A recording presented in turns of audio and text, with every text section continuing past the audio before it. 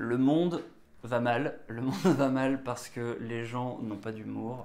Tu peux le voir dans les commentaires sur les réseaux sociaux. Les gens s'attaquent, ils ne savent plus rire d'eux-mêmes, ils se prennent trop au sérieux. Et donc, c'est pareil au travail. C'est pareil au travail, il y a des tas de problèmes parce que les gens n'arrivent pas à rire d'eux-mêmes, ils n'arrivent pas à se détacher de leur image personnelle. Alors, il y a quelques semaines, j'ai été voir en gros un spectacle de stand-up et ce qui m'a frappé, c'est en fait la capacité de ces gens et des humoristes à être capables de faire rire les autres. Et c'est assez rigolo parce qu'en fait, je suis tombé sur une vidéo d'un des comédiens qui datait de 2 ans avant et où il faisait exactement le même sketch et j'ai été frappé par sa spontanéité. Enfin bref, je me suis dit qu'il devait y avoir des techniques qui existaient pour faire rire et que ça pouvait être intéressant pour mieux parler en public et notamment mettre ça à profit dans notre quotidien d'active worker. Et je suis tombé sur ce livre, Love Tactics, donc je te propose de t'en faire un résumé aujourd'hui. En tout cas, moi je t'encourage à aller l'écouter sur Audible ou acheter le livre parce qu'il est vraiment excellent. Concrètement, c'est Patrick King qui a écrit ce bouquin-là et je ne sais pas exactement qui il est, mais en tout cas, il a étudié exactement la comédie et les humoristes, plein d'humoristes, justement pour cette raison-là, parce qu'il trouvait que c'était intéressant leur capacité à communiquer. Et donc, il a mis toutes ces techniques dans ce bouquin et ce bouquin va te permettre du coup de mieux comprendre comment fonctionne l'humour et comment les humoristes arrivent à te faire rire. Donc si tu es intéressé par ce bouquin, tu peux trouver dans la description le lien vers Amazon pour le découvrir par toi-même. Sinon, je t'invite à suivre les 18 chapitres avec moi. Accroche-toi bien, prends un papier, un crayon, prends des notes parce que c'est super intéressant. Alors d'abord, à travers une introduction, ce que nous explique Patrick King, c'est que c'est l'une des tâches les plus dures, faire rire. Il y a des films qui dépensent des millions pour faire cette tâche et il n'y arrive pas. Tu peux prendre toutes les suites de films marrants qui ont bercé notre enfance comme Les Visiteurs par exemple, Les Visiteurs 3 en Amérique ou le dernier Visiteur à la Révolution. Clairement, ils ont sans doute eu un budget plus élevé et ils n'ont pas réussi, ça n'a pas marché et c'est le cas dans plein de surproductions hollywoodiennes. Et c'est quand même fou quand tu vois des comédiens qui arrivent à faire rire une salle entière alors qu'ils ont juste eux, leur corps, leur capacité à écouter les autres et leur texte et ils arrivent à faire ça. Donc l'objectif de Patrick King à travers ce livre, c'est faire en sorte que l'humour, ça devienne une habitude à travers un certain nombre de méthodes, de tactiques, et c'est ça qu'il veut t'enseigner. Alors le premier chapitre, c'est un chapitre pour te montrer à quel point c'est important de comprendre comment être marrant, et ça pour 2 raisons. La première, c'est que c'est un moyen d'évasion. Il nous donne l'exemple de quelqu'un qui sort d'une mauvaise journée de travail où il a eu plein de problèmes, il a eu des mauvaises nouvelles et puis là il voit dans la rue un chien qui a l'air de promener son maître, ça le fait rire et tout simplement c'est un moyen d'évasion et d'oublier sa mauvaise journée. Donc au-delà d'être relaxé et puis voilà, de penser à autre chose, le rire c'est aussi un moyen de connecter, c'est une compétence sociale en fait, parce que finalement quand tu as de l'humour avec quelqu'un, quand tu es capable de faire rire quelqu'un, tu vas susciter quelque part une forme d'intimité extrêmement profonde et c'est une connexion importante sociale et il faut être capable de jouer avec ça dans le monde dans lequel on vit aujourd'hui. Donc du coup on rentre dans le chapitre 2, il nous donne dans ce chapitre 2 un certain nombre de règles à observer pour être capable de faire de bonnes comédies, de bonnes blagues et que globalement si tu ne suis pas ces règles tu risques tout simplement de te planter et de ne pas être drôle. Donc la première règle c'est que ce que tu dis n'a pas vraiment d'importance. Ce qui compte, c'est surtout la manière dont tu le dis. Ce qui est marrant là, c'est que typiquement, j'ai été surpris par Batman et donc c'était pas très drôle ce que j'ai dit, mais ça a pu te faire rire peut-être. Comment tu le dis, c'est le timing, la manière. Et pour s'en rendre compte, ce qu'il conseille, c'est de voir les comédiens, les humoristes, tes humoristes préférés. Tu prends Gad Elmaleh par exemple. Tu regardes un sketch de Gad Elmaleh, tu mets les sous-titres et tu coupes le son et tu écoutes ce qu'il a à dire, tu ne fais que lire les sous-titres, tu verras que potentiellement ça ne te fera pas rire, tout simplement parce que tu n'auras pas la gestuelle et la voix derrière. Ensuite, point important, c'est d'être capable de bien comprendre et bien connaître les émotions, les tiennes, celles que tu vas susciter et celles que tu vas susciter chez les autres, parce que l'objectif c'est justement d'être cohérent entre l'idée que tu communiques et d'avoir une forme de cohérence pour être compris par l'autre entre l'idée que tu communiques et puis l'émotion que tu vas susciter. Alors il nous suggère trois tons qui justement vont se faire le relais des différentes émotions. Il y a d'abord le ton pince sans rire, c'est celui où quelque part je fais une blague mais je reste extrêmement sérieux. Le ton grimaçant, ça c'est la caricature, c'est un peu le ton tarte à la crème. Et puis le sourire narquois satisfait, ça c'est l'humour quand voilà, quelqu'un qui est souriant, satisfait. L'objectif aussi, ça va être de ne pas trop rentrer dans les détails. Le danger quand tu fais de l'humour, c'est justement faire des digressions et perdre ton interlocuteur et du coup perdre le côté punchline et l'enchaînement finalement rapide des différentes images qui vont faire rire l'interlocuteur. Ensuite, enfin, il y a la notion d'être très spontané. Souvent, les humoristes sont des gens qui sont extrêmement spontanés, qui vont être capables d'avoir le bon mot au bon moment. Le fait de ne jamais rire en premier aussi, parce que parfois on peut se faire rire tout simplement à l'idée, aux idées humoristiques qu'on aura. Et puis enfin, c'est être capable de résumer potentiellement une vanne en une seule phrase. Et finalement, si ta blague ou le contenu de ce que tu veux dire, tu n'arrives pas à le résumer en une seule phrase, c'est que ça va être difficile de faire rire, tout simplement parce que toi, tu n'arriveras pas à savoir dans quelle direction tu veux aller. Alors, chapitre 3, là, on commence à rentrer un peu dans la méthode. Et ici, ce qu'il nous propose, c'est comment créer un mindset d'humour, comment faire en sorte de se plonger dans cet état d'esprit humoristique. Son objectif, c'est qu'à la fin, il nous permette de créer une forme de compétence sociale, quelque chose qui va être de l'ordre de l'instinctif dans nos interactions au quotidien et du coup qui va faire en sorte qu'on le pratique au quotidien. Le problème, et c'est ce dont je te parlais au début de la vidéo, c'est que la plupart du temps, on est trop sérieux et on va répondre dans nos conversations de manière extrêmement directe, au premier degré, aux questions qui nous sont posées. Alors que l'objectif, pour faire de l'humour, ça va être d'amuser plutôt que de converser. Ça va être de réagir comme si tu avais, comme si tu avais 5 ans et essayer d'avoir un peu un visage, un regard d'enfant sur certaines situations pour les voir de manière marrante. Et l'objectif, ça va être de déconstruire le discours de ton interlocuteur, déconstruire ton propre discours, essayer de créer des mésententes volontaires, avoir des doubles sens. Et c'est ça qui va créer des contrastes et donc à la fin faire marrer les gens. Ensuite, c'est d'essayer de développer une pensée non linéaire et de sortir du carcan logique que les gens attendent, justement en essayant d'arriver avec des contrastes. Et si tu regardes bien, les conversations, elles sont rarement logiques. Quand tu parles à quelqu'un, c'est très courant de faire des digressions, de partir à droite, à gauche, et donc c'est comme ça que tu vas pouvoir devenir plus marrant. Penser à des humoristes connus et se poser la question, concrètement, qu'est-ce que eux feraient? Donc tu regardes quelque part, tu choisis un humoriste, tu regardes tous ses sketchs et dans ton quotidien, tu te dis, tiens, comment est-ce que lui réagirait? Et normalement, tu devrais être un peu plus marrant sans forcément le copier. Enfin, le dernier conseil qu'il donne pour avoir un peu un mindset marrant, c'est de penser un chouïa de manière inappropriée. Si c'est dans un contexte suffisamment safe, entre guillemets, si c'est pas dangereux, si t'es pas face à ton boss ou à tes big boss, parce que là ça peut ne pas être très drôle si tu commences à faire des blagues qui tombent à côté, qui sont un peu inappropriées. Mais voilà, c'est une manière potentiellement en dépassant un peu certaines limites, d'être plus marrant. Alors ensuite, il nous donne dans le chapitre 4 les erreurs à éviter, et notamment le fait d'abord d'être trop générique. Le fait d'être trop générique, ça va être que tu vas être prédictible, alors qu'à l'inverse, il faut essayer de créer des twists, faire en sorte que les gens, tu les surprennes. Ensuite, c'est de faire un humour qui va être adressé à une mauvaise audience.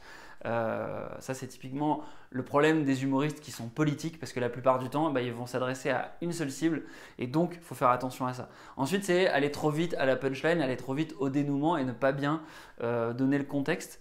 Transmettre la bonne émotion aussi, transmettre la mauvaise émotion, pardon, ça c'est une erreur à éviter. Éviter aussi le « et alors », c'est-à-dire que tu fais une blague et puis à la fin les gens disent « ok, mais et alors ?» Et c'est donc de ne pas être assez clair dans ta punchline finale. Et puis enfin, c'est de ne pas écouter et lire ton public, c'est de ne pas le regarder et qu'à la fin, quelque part, tu sois un peu tout seul en train de faire ton truc, mais que tu ne t'adaptes pas à ton public. Chapitre 5, là, il nous suggère de faire des choses qui soient relatable. Alors, je te donne le terme en anglais parce que j'ai lu le bouquin en anglais, mais globalement, c'est de faire en sorte de réaliser des blagues à partir de choses où les gens se disent putain mais moi aussi, et qu'ils aient ce sentiment là d'être compris et de comprendre ce que tu racontes, parce qu'ils sont dans des situations qu'ils ont déjà vécues, ils sont dans des expériences qu'ils ont pu ressentir et pas seulement juste voir à la télé ou qui puissent pas seulement se l'imaginer, mais vraiment se souvenir du sentiment qu'ils ont eu. Par exemple, se brûler en mangeant trop vite une part de pizza, bah, le sentiment de se brûler la langue, tout le monde a pu expérimenter ça un jour en prenant quelque chose de trop chaud. Et donc, c'est un bon exemple d'image que tu peux utiliser pour faire une blague marrante. Ensuite, c'est éviter la complexité, éviter l'opinion trop forte, ça on en a parlé. Donc il y a 4 étapes globalement qui nous proposent pour essayer de trouver des situations ou des contextes marrants. C'est d'abord de te remémorer toi ta journée et de te souvenir de tout ce qui t'a gonflé dans la journée. Ensuite, c'est d'essayer d'exagérer les peines que tu as pu avoir et notamment en essayant de prendre une image. Et puis enfin, c'est de connecter les deux, donc prendre ce qui t'a gonflé et puis l'image et de l'utiliser le plus possible et de pratiquer. Donc si par exemple, dans ta journée, voilà, tu as marché dans une merde de chien, tu vas essayer en gros de te souvenir du contexte, tu vas essayer de créer quelque chose à partir de là, de créer aussi une image, d'essayer d'avoir des termes qui vont être descriptifs et à la fin, à force de pratiquer ton histoire, de la raconter à plusieurs personnes, potentiellement tu peux peut-être créer une situation et une manière de raconter cette anecdote qui soit drôle. Chapitre numéro 6, ça va être la notion de contraste. L'idée c'est que le contraste, c'est ça qui va susciter souvent l'humour. Pourquoi? Parce que créer un contraste entre deux choses opposées, souvent c'est inattendu. Tu prends par exemple la vulgarité, donc par exemple la vulgarité d'une prostituée, et puis l'innocence d'un enfant. Tu mets ça dans une blague et souvent ça fait des blagues qui sont marrantes. Et tu as des tas de films dont le concept est souvent basé là-dessus. Par exemple, tu as le film de Schwarzenegger qui va faire la course aux jouets à Noël. Donc c'est un acteur de film d'action extrêmement violent qui est dans un contexte d'enfant à Noël. Ensuite, tu as le film de The Rock, je me souviens plus très bien du titre, où il joue le rôle d'une nounou. Donc tu as une espèce de gros malabar qui joue un rôle de nounou. Donc notre esprit, en fait, lui, il a tendance à chercher l'habitude, la norme, la tendance. Et donc, en faisant ça, tu vas créer ce qu'on appelle un pattern interrupt, un contraste, quelque chose qui casse et tu vas surprendre ton interlocuteur. Donc, un autre bon exemple, c'est par exemple trouver un stéréotype et le casser avec quelque chose de surprenant. Donc attention aux stéréotypes parce que justement là tu risques de toucher à des choses qui heurtent un petit peu le respect des autres et donc il faut faire un petit peu attention à ça. Chapitre numéro 16, c'est la notion d'importance fausse. Donc on est encore dans la logique du contraste, cette fois-ci on va creuser un petit peu plus et on va prendre un petit truc qui devient énorme et ça va créer de la surprise, créer du contraste et créer surtout une situation absurde. Donc tu vas par exemple prendre quelque chose qui a l'air tout petit, quelque chose d'extrêmement petit, et puis tu vas en faire quelque chose d'incroyable et à la fin ce qu'il faut c'est que tu aies une exagération qui génère soit de la rage, soit du triomphe. En gros, soit quelque chose de l'exaspération, soit une forme d'extase, mais vraiment de très exagéré. Et ça, souvent, ça va avoir l'effet de créer du contraste. Et en essayant de rester sérieux, et par rapport à ce que tu dis, ça va souvent créer un effet un petit peu surprenant. Donc par exemple, une technique, c'est d'utiliser des termes trop techniques aussi pour une situation extrêmement simple. Par exemple, tu es au travail et tu veux demander quelque chose à quelqu'un qui est très simple et au lieu de lui demander simplement, tu vas lui dire voilà, dans une perspective d'amélioration continue. Donc j'utilise un terme très technique et en fait, c'est tellement simple ce que je lui demande ouais, est-ce que tu peux m'aider à faire ceci ou répondre à telle question dans une perspective d'amélioration continue. Si je ne suis pas dans un contexte de qualité, de normes, d'audit, en fait, c'est un terme qui est démesuré par rapport à la question et donc ça peut avoir ça peut générer ce sentiment de surprise un petit peu inattendu. Chapitre numéro 8, c'est l'image forte. Cette fois-ci, on va être sur le choix des mots. Le but ici, c'est pas forcément d'apparaître fun, c'est de faire en sorte qu'en choisissant certains mots, du coup, ça génère, ça crée une forme de personnalité, ça communique une personnalité qui soit marrante. Et donc pour ça, ce que tu vas faire, c'est créer des analogies et remplacer des mots simples par des expressions ou des mots marrants. Par exemple, tu prends le mot titi, caca, c'est un exemple que nous donne l'auteur. C'est un mot qui par définition est marrant et si les gens l'entendent tellement peu que si tu l'utilises de manière appropriée dans une phrase, ça peut faire marrer les gens.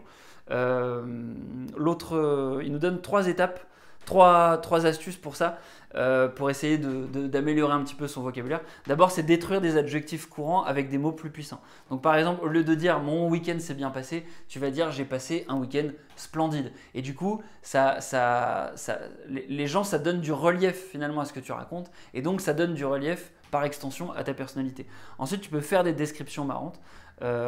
Essayer d'oublier ce que tu regardes, par exemple je regarde ce téléphone, mais de se concentrer sur des traits et des caractéristiques. Le fait qu'il soit gros, grand, sale, pas sale, enfin bref, tu vas donner des caractéristiques et à la fin, ça va faciliter ce processus de comparaison parce que justement, ça va te susciter des comparaisons avec des choses qui peuvent paraître inattendues. Ensuite, tu peux utiliser des références culturelles et donc au lieu de simplement décrire les choses, tu vas pouvoir les décrire par comparaison avec des choses qui parlent à ton audience. Chapitre numéro 9, ça va être la déconstruction ou plutôt la mésentente. Et là, l'idée, c'est qu'en utilisant des mécanismes de mésentente, de mauvaise interprétation, c'est souvent là que tu vas créer les situations les plus drôles. Typiquement, c'est les situations où les humoristes font les débiles. Si tu vois par exemple dans la série H, l'acteur Ramsey qui fait je sais plus comment il s'appelle, Sabri, souvent en fait il joue le rôle du débile et donc il va créer, il y a plein de fois où il crée des situations où il ne comprend pas ce qui se passe et donc ça crée une situation drôle. Donc par exemple quelqu'un va dire j'adore les chats. En fait, tu vas changer le sens de la phrase et typiquement dire ah t'adores manger les chats, t'es un peu bizarre. Et donc enfin évidemment là je te le fais un peu rapidement parce que j'essaie d'accélérer vu que la vidéo risque de durer un peu longtemps. On est qu'au chapitre 9, mais ça va créer des situations un petit peu exagérées. Donc l'idée c'est d'exagérer jusqu'à une conclusion. Quelqu'un qui dit X, tu vas dire X fois 10. Tu imagines, en gros tu prends ce que quelqu'un te dit et tu multiplies par 10. La conclusion de l'action qu'il évoque. Ensuite, tu peux tacler un petit peu sur les goûts. Par exemple, quelqu'un qui dit j'adore ce t-shirt, tu vas pouvoir dire ok, on va peut-être travailler un petit peu le style. Donc là, tu vas introduire une pointe de sarcasme. On verra ensuite en quoi ça consiste. Mais globalement, c'est s'attaquer un petit peu à la valeur des choses. Donc attention, tu risques en faisant ça aussi parfois de créer des conversations animées. Donc il faut aussi faire attention à rester respectueux des autres. Chapitre numéro 10, c'est l'ironie. Donc l'ironie, ça vient du coup du grec ironia, si je ne dis pas de bêtises. Ça veut dire interroger en feignant l'ignorance. Là, ici, on va exprimer quelque chose ou une émotion en utilisant un langage opposé. Globalement, le monde devrait être comme ça, et toi, tu dis que le monde est comme ça. Donc, tu vas créer un contraste plus-moins, et tu vas tu vas pouvoir utiliser pas seulement les mots, mais aussi le ton. Par exemple, tu as quelque chose qui est pas cool, tu vas dire wow, ça a l'air super, ça a l'air génial. Donc, je dis quelque chose, mais mon body language dit le contraire. Ou alors, tu as envie de défoncer quelqu'un, tu n'es pas content, tu vas dire je vais te tuer, mais au lieu de dire je vais te tuer en étant énervé, tu fais oh putain, je vais te tuer, mais en disant ça de manière un peu sympathique. Donc voilà, ça c'est un exemple de tactique. Après, il y a ce qu'on appelle le simili ironique, c'est par exemple utiliser l'ironie pour décrire des caractéristiques. Par exemple, dans le film Dick et Neck, à un moment donné, François Lambrouille, il dit un truc du style t'es épais comme un câble de frein à main. Un câble de frein à main, c'est extrêmement petit et donc ça n'a pas de sens et donc c'est une expression qui fait marrer justement parce que c'est un peu hyperbolique. Voilà, donc ça c'est globalement la notion d'ironie, comment l'utiliser, c'est essayer de faire des contrastes. Ensuite, tu vas avoir le chapitre numéro 11 où là, l'auteur il nous propose de faire ce qu'on appelle un peu des chaînes de plaisanterie. C'est d'essayer de jouer avec les gens en rendant tes blagues collaboratives. Donc c'est un peu ce que les comédiens font dans les stand-up. Ils vont justement faire de l'improvisation.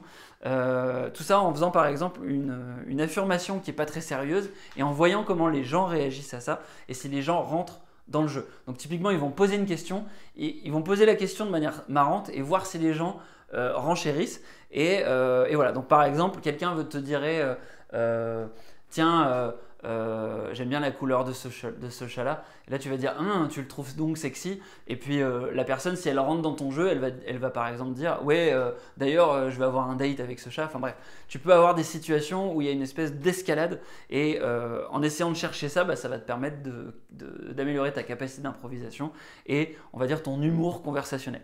Ensuite, il y a une tactique, le chapitre numéro 12, c'est de sauter l'étape du milieu. Qu'est-ce que c'est l'étape du milieu? Classiquement, une blague, c'est un peu comme toute histoire, tu vas avoir un setup, tu vas avoir une action et tu vas avoir une punchline, un dénouement. Et l'idée, c'est que ton étape 1, elle te permet de situer une situation, le scénario. Donc par exemple, j'adore le café. L'étape 2, ça va être de développer finalement un enchaînement d'actions qui va être marrant et qui va nous amener à une conclusion. Donc par exemple, je me fous du café partout sur moi. Et puis étape numéro 3, ça va être d'avoir une explication sur pourquoi je me suis foutu du café sur moi. C'est, il y a mon chat ou un chien qui m'a sauté dessus. Et donc si je veux te donner un exemple de ce que c'est que sauter l'étape du milieu, c'est sauter l'étape au moment où j'explique ce qui s'est passé, sauter l'étape où je décris l'action et de simplement dire la situation et la conclusion. Et donc par exemple avec le café et l'exemple du café, ça serait j'adore le café sauf quand un chien fonce sur moi. Oui, parce que forcément quand un chien fonce sur toi, les gens s'imaginent la situation où le chien il te renverse le café sur toi. Bon, j'ai conscience de ne pas être très drôle, mais parce que j'essaie de lire mes notes et j'espère qu'au moins j'arrive à te communiquer les idées. Ensuite, chapitre 13, là c'est un chapitre pour nous aider à développer l'imagination avec 6 questions, une approche sur 6 questions. Globalement, c'est de se poser la question de qui est impliqué dans l'histoire, qu'est-ce qui se passe, pourquoi ça se passe, quand ça se passe, où ça se passe et comment ça arrive. Et là, l'idée, c'est que ça va te permettre en gros de décrire une histoire. Tu peux très bien partir d'une histoire qui est extrêmement simple. Et après, à chaque étape, c'est d'essayer de trouver quelque chose de surprenant en changeant un peu l'histoire, de créer du contraste, de la surprise, de trouver quelque chose qui est soit très positif, soit très négatif. Et l'idée, c'est que tu vas changer un paramètre et ensuite tu vas regarder la gueule de ton histoire. Ça va te permettre de créer des histoires qui sont un peu plus surprenantes et donc essayer de créer un équilibre entre le réalisme. Enfin là, il nous dit que justement qu'avec cette tactique-là, ce qui est difficile, c'est qu'il faut réussir à rester réaliste dans l'histoire que tu racontes, tout en restant choquant et surprenant. Et donc quelqu'un qui te raconte une histoire, mais qui te parle d'extraterrestres et en même temps de cow-boy, alors que voilà, c'est trop surprenant, du coup ça fera pas marrer. Par contre, s'il y a juste un élément, un petit twist qui fait marrer, là c'est rigolo. Chapitre numéro 14, c'est le jeu de rôle. Alors là, l'idée, c'est qu'on retrouve un peu l'idée de jouer avec ton interlocuteur, sauf que cette fois-ci, ce que tu vas faire, c'est que tu vas donner un rôle, et toi, tu vas te donner un rôle à toi. Tu vas donner un rôle à ton interlocuteur, et de la même manière que sur l'improvisation, tu vas tester ça et voir si il joue le rôle que tu lui donnes. Donc par exemple, tu pourrais jouer le rôle d'un présentateur télé dans une conversation. C'est au lieu de tout simplement converser, tu vas commencer à dire bienvenue sur notre radio 96.7 FM et puis raconter un truc et d'un coup ça fait marrer les gens parce qu'ils se disent tiens, il fait semblant d'être un présentateur télé et toi du coup tu peux faire semblant d'interviewer quelqu'un et si tu es en groupe, ça peut déclencher quelque chose de marrant, notamment si tu choisis une radio ou des références culturelles qui parlent aux autres, à ton groupe. Donc c'est quelque chose qui est facile à faire et quelque chose qui peut du coup t'aider à avoir un meilleur humour conversationnel. Chapitre numéro 15, c'est le triplé comique. Il appelle ça en anglais the comic triple. C'est une des tactiques les plus communes pour faire rire les gens. C'est finalement d'utiliser le principe de 3. Le cerveau est fait pour en gros analyser et retenir les choses par 3. C'est ça en gros que les humoristes utilisent ici. Donc l'étape numéro 1, ça va être de choisir une caractéristique, un sujet et d'essayer de trouver 3 paramètres. Si je reprends mon image du café, c'est par exemple se dire que le café c'est énergétique, ça te permet de te réveiller, ça te permet d'avoir une routine, l'arôme, tu vas avoir un certain nombre de paramètres. Et puis ensuite, tu vas en lister deux positifs et un négatif, ou deux négatifs et un positif en fonction du contraste que tu veux donner. Et à la fin, bah, ça va te permettre du coup de dire, bah voilà, tous les matins, je bois du café, j'adore l'arôme, j'adore comment ça me permet d'être bien réveillé, et surtout, j'adore comment je peux m'en foutre plein sur le t-shirt. Et donc là, ça traduit le fait que tu es maladroit et que comme tu n'es pas bien réveillé, bah, en fait, tu t'en fous partout. Et donc, bah, c'est ce rythme ternaire qui va permettre d'être marrant. Donc par exemple, il y a un comic triple qui est assez connu de Mark Twain, il y a les mensonges, les profonds mensonges et les statistiques. C'est un moyen de dire que les statistiques, finalement, c'est toujours quelque chose qui permet aux politiciens de mentir. Alors chapitre numéro 16, ici on va utiliser le sarcasme. Le sarcasme, c'est exprimer quelque chose sans l'exprimer ou en disant le contraire. Donc c'est une forme d'ironie. Sauf que cette fois-ci, c'est un peu plus violent et il y a une notion de positif-négatif, contrairement à ce qu'on a vu avant avec l'ironie. Donc là, attention, parce que ça peut avoir un double effet. Ça peut avoir l'effet de vouloir paraître trop... Enfin, ça peut te permettre d'avoir l'air smart. Souvent, les blagues qui font appel au sarcasme, c'est des blagues de gens plutôt intelligents. Mais en même temps, ça peut aussi te faire apparaître comme pédant, comme quelqu'un qui tacle un petit peu à droite à gauche. Et donc, il faut faire un petit peu attention de ne pas heurter trop fort le respect des autres. Donc l'idée du sarcasme, ça va être de dire l'opposé d'un fait objectif, d'une émotion subjective ou alors d'une pensée. Et en faisant finalement une proposition qui est contraire à propos d'une situation, et ben tu vas créer de l'emphase, tu vas créer de l'insistance, et donc ça va être marrant. Donc par exemple, si un mec au taf qui joue tout le temps à Candy Crush, tu vas dire au mec, bah tiens, toi t'es vraiment le mec le plus busy de l'équipe, et voilà, c'est du sarcasme parce que du coup ce que tu veux sous-entendre, c'est qu'il est tellement occupé à jouer qu'il n'a pas de temps pour travailler. Donc ça c'est un exemple de sarcasme, et du coup tu peux facilement répliquer ça sur plein de situations. Chapitre numéro 17, là on va toucher ce qu'on appelle la répartie, et là il nous donne finalement des exemples et des méthodologies pour essayer de développer un peu la répartie. Le danger, c'est d'être trop général, c'est aussi parfois d'agir parce que voilà, on te dit un truc. La répartie, c'est quoi? C'est on te dit un truc et tu réponds un truc drôle. Le danger, c'est de ne pas prendre ce que les gens te disent comme quelque chose de drôle, et de pas prendre les choses, de prendre les choses personnellement, et donc de t'emballer un petit peu. Et puis enfin, c'est d'utiliser le mauvais ton, de répondre avec le mauvais ton. Et tu peux répondre quelque chose de très drôle, mais si t'as pas le bon ton, bah, ça va mal sonner, et les gens autour, bah, ils vont se foutre un peu de ta gueule.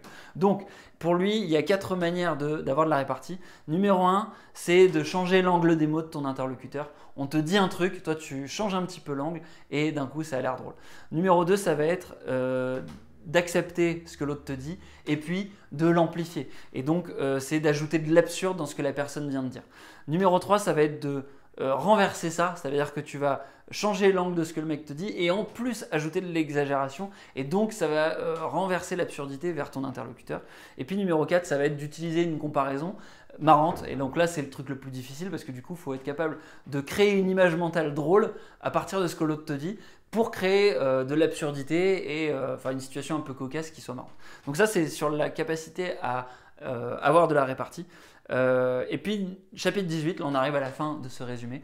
Je ne sais pas combien de temps la vidéo a duré, mais je pense qu'elle a duré un certain temps. Là il nous donne 5 astuces pour finir son livre. La première, c'est d'utiliser ce qu'il appelle le Schadenfreude. C'est le plaisir que tu reçois quand tu vois que quelque chose de mal arrive à quelqu'un, et c'est un plaisir qui est souvent qui est pas bien en fait, c'est pas bien d'avoir ce plaisir là, mais typiquement c'est ce qu'on voit quand on voit Vidéo Gag. Il y a plein de gens en gros à qui il arrive des situations qui sont extrêmement parfois violentes, quelqu'un qui tombe d'un toboggan, etc., et ça nous fait marrer parce que justement c'est absurde, et parfois bah, du coup il y a des chutes qui paraissent absurdes.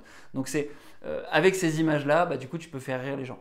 Ensuite c'est souvent de présenter l'éléphant dans la pièce. Les gens souvent ils ont du mal à être clivants et à dire ce que tout le monde pense tout bas. Donc quand par exemple tu as quelqu'un qui a une coupe qui est un peu bizarre, quelqu'un qui se comporte de manière un peu bizarre, souvent les gens n'osent pas le dire.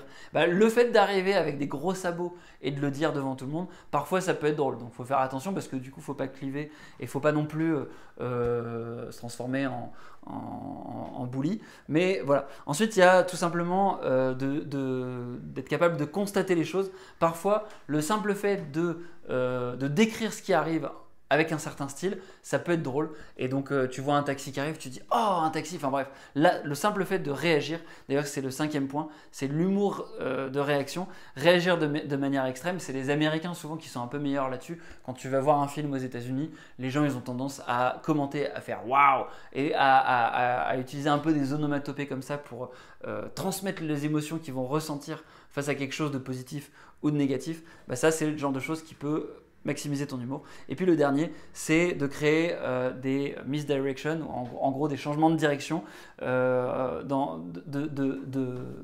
commencer à dire quelque chose qui a une certaine connotation et puis de tout de suite faire l'inverse. Par exemple de te dire bon j'ai un secret mais je vais m'empresser de te le dire, bah, d'un coup les gens ça peut les faire marrer tout simplement parce que tu changes d'avis et tu as l'air d'être quelqu'un qui est un peu zinzin et voilà. Donc cette vidéo je pense a été assez longue, j'espère que tu as appris des choses.